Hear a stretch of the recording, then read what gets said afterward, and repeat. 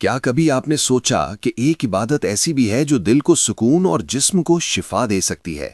رات کی تنہائی میں ادا کیا جانے والا قیام صرف روحانی بلندی ہی نہیں دیتا، بلکہ صحت کے لیے بھی باعث برکت ہے۔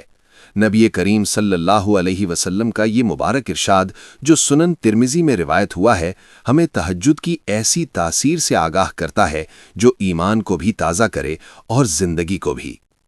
بسم اللہ الرحمن الرحیم۔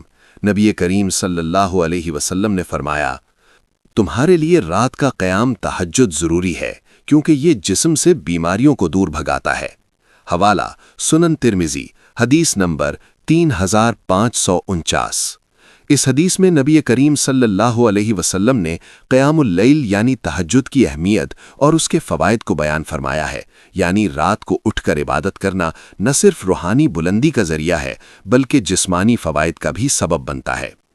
اس سے معلوم ہوتا ہے کہ تہجد انسان کے دل کو نورانی اور جسم کو مضبوط بناتی ہے۔ مثال کے طور پر اگر کوئی شخص رات کے آخری حصے میں اٹھ کر چند رکعت نماز ادا کرے، دعا کرے اور اللہ سے تعلق مضبوط کرے تو یہ عمل اس کے ایمان، سکون قلب اور صحت کے لیے مفید ہو سکتا ہے۔